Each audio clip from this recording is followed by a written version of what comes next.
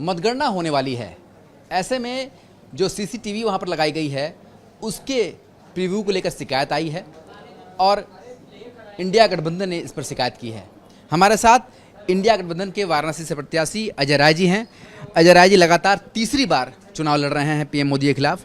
अजय राय जी, किस तरह की शिकायत आप लोगों ने की है और अभी तक क्या रिस्पॉन्स आया है? देखिए, कल जो वहाँ पर सीसी कैमरे के अंदर रुकावट आ रही थी उसकी शिकायत की गई, अधिकारियों ने संज्ञान लिया, उसको ठीक कराया उन लोगों ने। मैं इतना ही कहना चाहूँगा कि इसको तत्काल वहाँ पर एडिशनल व्यवस्था करनी चाहिए कि उसमें 2 सीसी कैमरे लगे हों, अगर एक ख़राब हो तो एक में सामने चीज़ दिखाई दे और पूरी पारदर्शिता से काउंटिंग कराइए।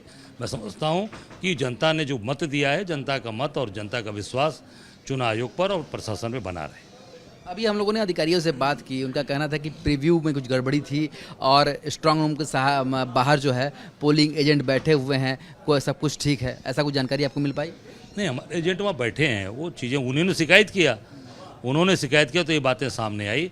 मैं इतना कहना चाहूँगा कि उसको तत्काल वहाँ पर ऐसी व्यवस्था करें जो चाक चौबंद हो, जिसमें कोई कमी न रहे और कोई भी चीज़ें वहाँ पर परिंदा भी पर न मार पावे, इस तरह की व्यवस्था करनी चाहिए। जो एग्जिट पोल आ रहे हैं उसमें जो अभी तक सामने आया है, हालांकि एग्जिट पोल तो एक अनुमान होता है, जो सारी चीज़ें हैं वो तो कल आएंगी सामने, 4 जून को आएंगी, तो उस पर आप लोग क्या कह रहे हैं? देखिए, एग्जिट पोल में पूरी तरीके से भ्रामक ये दिखाई जा रही खबरें, लोगों को परेशान करने के हतोत्साहित किया जा रहा है हमारे कार्यकर्ताओं को, पर हमारे कार्यकर्ता हतोत्साहित होने वाले नहीं हैं, डटकर लड़ेंगे। और मैं इतना ही कहना चाहूँगा अपने कार्यकर्ताओं से, एक एक वोट गिनती कराने के बाद ही वहाँ से हटे। निश्चित जीत हमारी है, इंडिया गठबंधन की सरकार बन रही है और उत्तर प्रदेश में भी इंडिया गठबंधन अप्रत्याशित अपना परिणाम सामने दिखाएगा और अप्रत्याशित सफलता प्राप्त करेगा।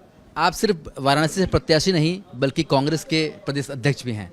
ऐसे में प्रदेश अध्यक्ष होने के नाते आपका क्या प्रेडिक्शन है इस बार उत्तर प्रदेश में इंडिया गठबंधन को कितनी सीटें जो है आप लोगों के अनुमान के अनुसार मिलने जा रही हैं? मैं प्रेडिक्शन इतना ही कर सकता हूँ कि हम इस बार अप्रत्याशित सफलता प्राप्त करने जा रहे हैं और बहुत ही ज़बरदस्त तरीके से इंडिया गठबंधन कल परफॉर्म करेगा और उत्तर प्रदेश में आप देखिएगा ऐसी सफलता मिलने जा रही है जो लोगों ने कल्पना नहीं की होगी। नंबर तो ये फर्जी लोग करते हैं, मैं फर्जीगिरी नहीं करता, अप्रत्याशित सफलता मिलेगी, मैं इतना ही कहना चाहूँगा। राहुल गांधी जी कह रहे हैं 295 का आंकड़ा छुएगा इंडिया गठबंधन। निश्चित तौर से मैं लीडरशिप ने कहा है पूरे देश के लिए 295 प्लस, वो सही बात उन्होंने बोली और वो चीज़ें सामने आएगी।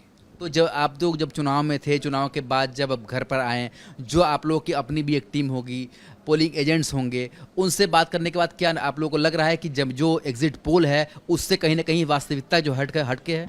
बिल्कुल, एग्जिट पोल में तो कहीं एग्जिट पोल करने वाले गांव में गई नहीं, मोहल्ले में गई नहीं, लोगों को घरों में गई नहीं। इतने लोग बैठे, किसी से पूछ लीजिए आप, किसी को से एग्जिट पोल के लोगों ने पूछा, वो तो अपने हिसाब से जो उनके लोग थे उनके बीच में कर लिया और कमरे में बैठ के बता दिया। तो आम जनता के बीच में जब आप जाएंगे तब उसकी जानकारी मिलेगी ना। ये पूरी तरीके से भ्रामक है और लोगों को हतोत्साहित करने वाला, हमारे कार्यकर्ताओं को ये परेशान करने के लिए केवल जनता को, और निश्चित कल इसका जवाब मिल जाएगा। सत्ताधारी दल का एक और कहना है कि अगर जैसे इस तरह के एग्जिट पोल में चीज़ें आई हैं, वास्तविकता में चीज़ें वैसी आती हैं, तो आप लोग जो है ईवीएम पर दोष देंगे। नहीं, हम निश्चित तौर से भी तो एग्जिट जो चीज़ें गड़बड़ हैं उसकी सामने चीज़ें आई हैं और परेशान क्यों हैं फिर बार बार भागम भाग क्यों की जा रही है? भागम भाग, बनारस से 5-5, 6-6 राज्यपाल लगा के प्रचार किया। जब आपने इतना काम किया, मोदी जी ने 45,000 करोड़ का काम किया है बनारस में, मैंने जो सुना 45,000 करोड़ रुपया, वो कहाँ गया? वो तो सड़कों में दिख नहीं रहा है। हमको लगता है वो जितने मोदी जी के गुजराती मित्र ठेकेदार थे वो सब गुजरात ले गए पैसा, उसी का चुनाव में उपयोग हो रहा है पूरे देश में। केवल बनारस में 45,000 करोड़ रुपया खर्चा हो जाएगा, तो इतने राज्यपाल और इतने मुख्यमंत्री, 12 मुख्यमंत्री और 15 कैबिनेट मंत्री को आने पड़ेगी, प्रधानमंत्री को आना पड़ेगा, 2-2 दिन 3-3 दिन रात रहें आकर, तब तो घर बैठे चुनाव जीत जाते। ये झूठी बातें, ये सब जनता कल इसका जवाब देने जा रही है। अमित शाह जी कह रहे हैं ईवीएम पर दोष मढ़ेंगे। अमित शाह निश्चित तौर से खिलाड़ी हैं और मैं समझता हूं कि वो अब कल उसका परिणाम सामने आएगा।